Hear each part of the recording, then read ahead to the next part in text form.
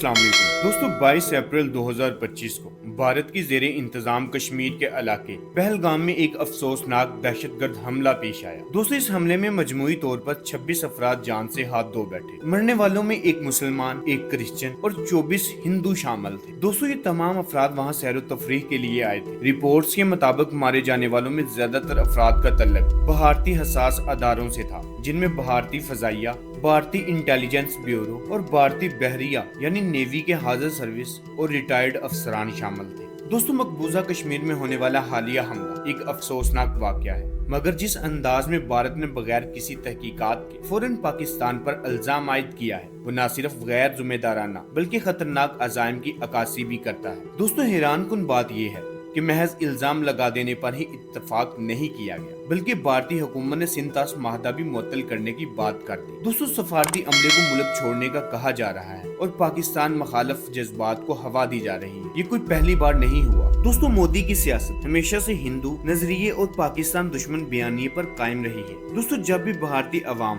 नरेंद्र मोदी की कारकर्दगी से मायूस होती है तो एक नया ड्रामा रचाया जाता है। दोस्तों, आज जब मोदी भारत में अपनी मकबूलियत खो रहा है, किसानों के मसाइल हों या महंगाई, बेरोजगारी हो या अकलियतों पर जुल्म, अवाम सवाल उठा रही है और मोदी के पास इन सवालों के जवाब नहीं है। इसलिए एक डिजाइन शुदा वाकया तैयार करके तवज्जो हटाने की कोशिश की जा रही है। लेकिन याद रहे, ये पाकिस्तान है, कोई बर्मा या बांग्लादेश नहीं।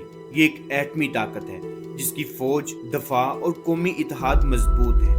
अगर भारत पाकिस्तान पर हमले की सोचता है तो उसे संगीन नताइज का अंदाजा होना चाहिए। और जहां तक बात है सिंतास माहदे की, तो ये कोई आम माहदा नहीं बल्कि आलमी सतह पर तस्लीम शुदा वर्ल्ड बैंक की गारंटी वाला माहदा है।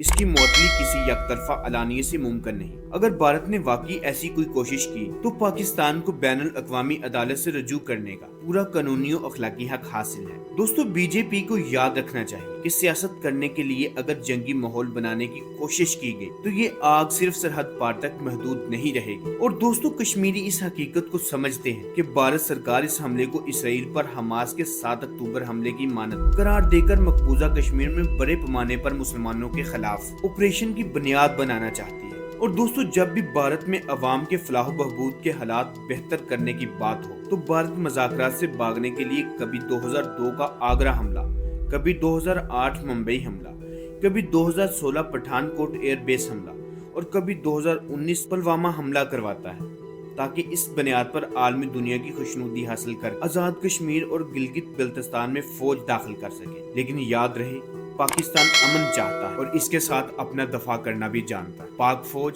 जिंदाबाद, पाकिस्तान पाइंदाबाद।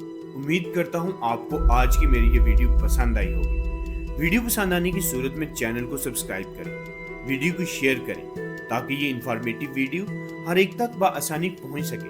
और अगर आपने अभी तक हमारे चैनल को सब्सक्राइब नहीं किया तो अभी सब्सक्राइब करें। मिलते हैं अगली वीडियो में, तब तक के लिए अल्लाह हाफिज।